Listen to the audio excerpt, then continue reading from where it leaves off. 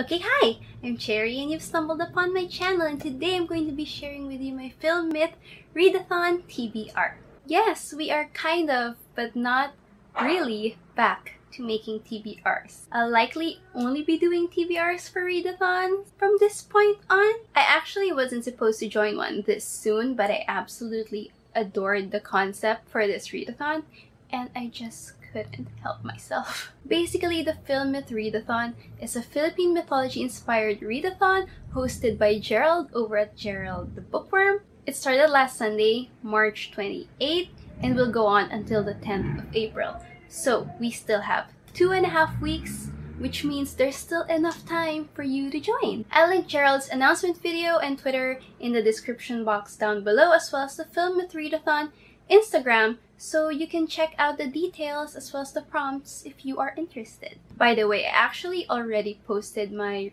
Readathon TBR on Twitter, but I decided to make a video as well for God knows whatever reason. I love to suffer. I know most of the people who joined spoke Tagalog in their videos, but I decided to use English in case some international friends are interested in learning some fun tidbits about the Philippines' unique and very colorful beliefs. I grew up reading Philippine mythology and legends, and a few of the prompts are actually some of my favorite ones, so I feel like that drew me to this readathon immediately. Anyway, let's get on to the books. I'll be starting with a prompt title, a brief summary about the prompt, then the prompt itself, and finally the book. Does that make sense? I hope it did.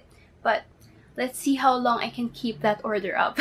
The first prompt is Black Lady. To best explain this prompt, I feel like I'm gonna need to introduce first the White Lady. The White Lady is basically, well, a Sadako-like ghost.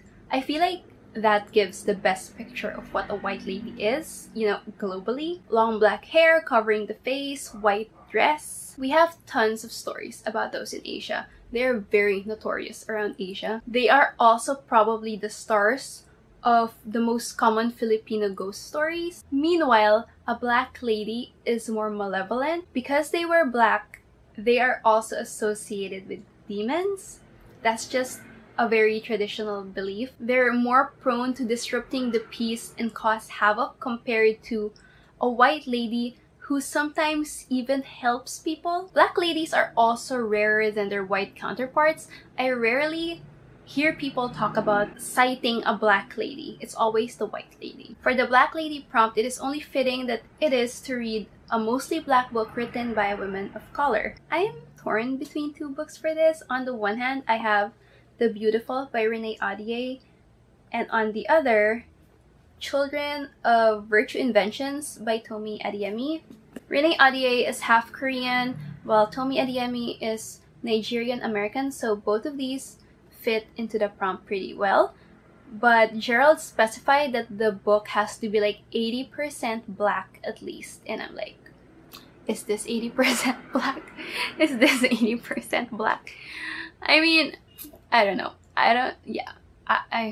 Also, I'll probably be doing this prompt last just because I am indecisive and fickle, and I might actually find a different book for this prompt, but we'll see because I already have physical copies for this. So the second prompt is Maria mchealing. This is probably my favorite legend because growing up, we always go to Laguna to swim, and seeing Mount Mchealing always left me in awe. So basically, Maria mchealing is the guardian and protector of Mount Mchealing. One of the stories says that she was a beautiful, kind-hearted goddess who aided people around the area. She fell in love with a mortal hunter who also promised to love her forever. But the hunter fell in love with a mortal woman and ended up marrying her instead. Obviously, Maria was distraught and angry, then realized she could not trust the townspeople or mortals in general, and that they were only using her and abusing her kindness. After that, she never showed herself again. From afar, Mount Mchealing resembles a woman lying down or sleeping, and it is said to be the form of Maria herself. Whenever we go to Laguna, I always make sure to look out the car window because I love seeing her sleeping soundly. Yes, I believe that legend. I believe the actual fucking mountain is Maria mchealing. The Maria mchealing prompt is to read a book na gandang ganda ka sa cover, which basically translates to read a book with a cover that you think is absolutely gorgeous. For that, I've chosen The Deathless Girls by Kieran Millwood Hargrave. I have actually finished this last night and I'll be talking about it in my wrap-up, but isn't the cover just so pretty? The Deathless Girls is basically a sapphic retelling of Dracula's brides, but it's actually more of their backstory before they became Dracula's brides. But yeah, gorgeous cover. The third prompt is santelmo. This is probably the one I find hardest to explain. I just asked my mom earlier to explain this phenomenon because the entire thing is so complicated. Santelmo is short for Apoy ni San Elmo, which in English translates to Saint Elmo's fire. Santelmos are two balls of fire that fight each other. They appear in places where blood is shed, so like usually where accidents occur or where huge arguments happen. So in the provinces, santelmos are usually seen around land boundaries because someone always gets like stabbed. There is apparently a pseudoscience explanation though, or at least a pseudoscientific theory. It's something associated with thunderstorms and the plasma found in blood. If any of you can explain this better, be my guest. Please comment down below because that is the best that I can explain it. When mom told me the story earlier, I couldn't help but laugh because she said when santelmos appear in the province, people would just fucking bolt from the scene screaming, "Santelmo! Santelmo!" Look up santelmo on Google because the pictures are super cool. The prompt for santelmo is to read a book with fire on the title or on the cover. For that, I chose With the Fire on High by Elizabeth Acevedo. I am so excited to read this book. Like, I'm not even kidding. I am so excited to read this book. I want to read it forever and I'm like, yeah, fully booked is not going to sell it, so I will buy myself a digital copy. In summary, this book is about a teen mom who loves to cook, is amazing at it, and dreams of becoming a chef. And this is her struggles. By the way, for each book you read for this prompt, you save 1 santelmo. What about the other one? Is it like santelmo? Like 2 balls of fire fighting? I don't know. The fourth prompt is manananggal. The manananggal is one of my all-time favorite creatures from Philippine folklore. Basically, the name manananggal comes from the Filipino root word tanggal, which means to remove or separate, because this bitch separates from the lower half of her body, detaching from the waist and growing fangs and wings and flying into the night. So the manananggal is pretty much the local version of the vampire. The manananggal is notorious in the provinces because they prey on sleeping pregnant women using their tongue to suck out the fetus. I say provinces because people in the provinces live in huts, and it's easy for these creatures to slip their tongues in between the slits in the roof and in the windows and in the walls. So anyway, they leave their lower half behind, and it's their vulnerable half. To kill them, you gotta find their lower half and sprinkle salt or smear crushed garlic on it, because if you do that, they wouldn't be able to reconnect by sunrise and they will perish. Personally, like, I know the entire fucking world wants to be a vampire, but I kind of want to be a manananggal. It's like this dream of mine. A lifelong dream of mine. Oh, to be a manananggal detaching from thy hips and flying into the night. The prompt for this is to read a book with dual points of view. GERALD could not reiterate this enough. Only 2 POVs. Not 3, not 4. Only 2. For obvious reasons. For this one, I am reading I'll Give You the Sun by Jandy Nelson. This copy was gifted by my friend like 2 years ago, and I really need to get to it. There's like a quote here, and the actual, oh god, the actual title is here, and she left a note for me. Yeah, I'll show you one of the notes because I found it hilarious. The note literally just says lesbian, and I was like, are you trying to tell me something? Anyway, about I'll Give You the Sun. Jude and Noah are twins and were inseparable as kids. Years later, because of something that happened, they're barely speaking. I think the early years are told in Noah's perspective and the later years are in Jude's. That's the only thing I know. Apparently it's gay, and that is also another thing that I only need to know. Fifth prompt is sirena. Simply put, a sirena is a siren. They lure sailors to their death with their voices. We don't have a local term for mermaids, so I think mermaids are also counted as sirena locally, as far as I know. Everyone knows what a siren or a mermaid is, so let's move on. For this prompt, it's read a book written in verse. I don't have a book written in verse, and while I was tempted to read another Elizabeth Acevedo book, I want to make things easy for me, so I'll be reading a poetry collection. I chose Life of the Party by Olivia Gatwood. I think I saw this collection in one of Miranda's videos in her channel Pages and Stages. It sounded really good. Olivia Gatwood is apparently known for her spoken word poetry, which is all the more reason for me to pick it up. It's queer, it's feminist, it's haunting, it's all I need in life. The sixth prompt is duende. There's no English term to like directly translate it, but a duende is basically like a dwarf or a gnome. They live in mounds in the soil, so whenever we go to the provinces and mountains, we were taught by our elders to always say tabi-tabi po, which is a way of respectfully saying excuse me to them. They're known as spirits of the earth, and despite their very small size, they are depicted usually with large features, kind of like an old man's head on a child's body.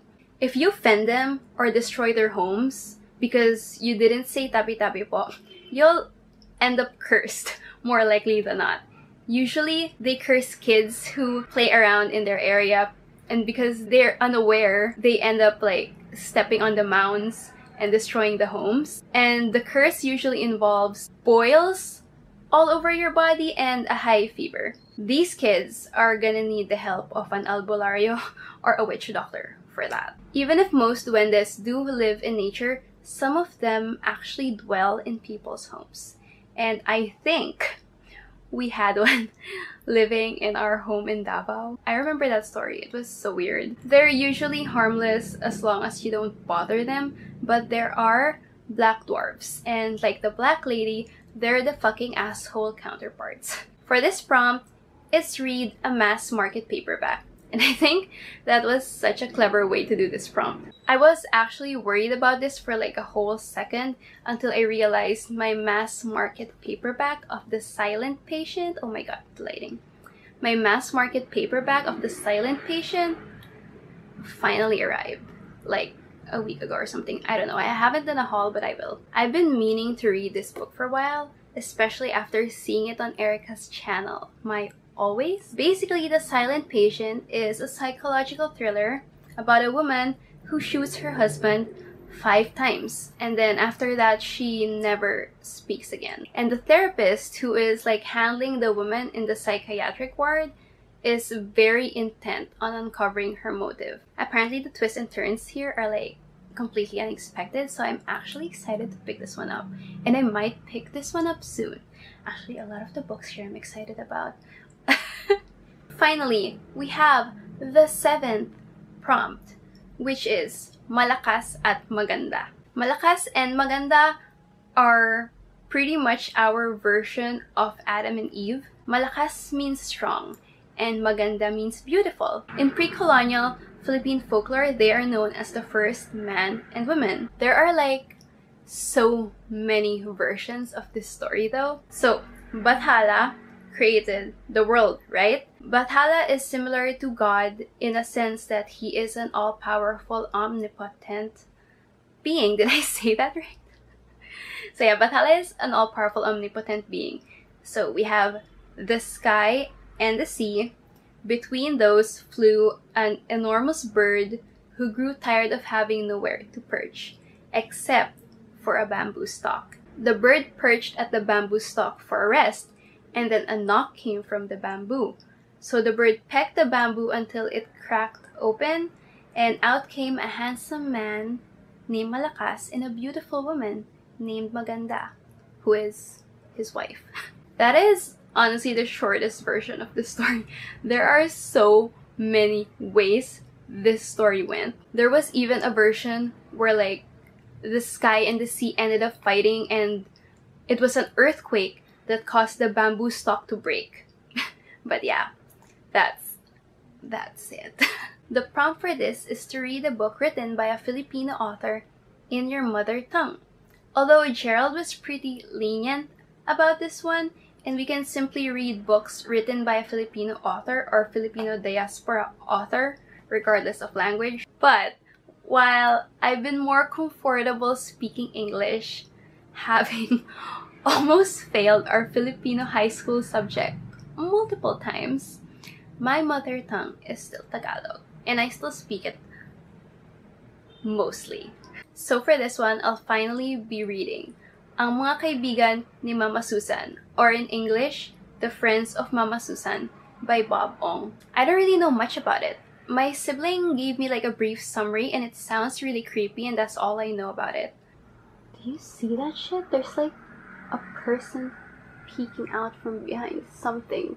And it is one of the creepiest covers I've ever seen. It is so unsettling, but the title page is like this. In the Philippines, our grandparents' ancient houses are very notorious for being terrifying as fuck. There are always ghost stories or stories about elementals surrounding those places, and I think this book is an ode to that. Anyway, those are the books that I will be attempting to read for the PHILMYTH Readathon this year. Gerald is absolutely amazing for managing the readathon alone this year. Fighting! But yeah, I hope you learned something substantial from this video, aside from my weird dream of becoming a vampire-like creature with only half a body. I love mythology and folklore, so naturally our very own stories have always taken a huge space in the very depths of my heart. But yeah, as always, thank you so much for watching. I hope you enjoyed this video and maybe even learned something, and I will see you in my next one. Goodbye!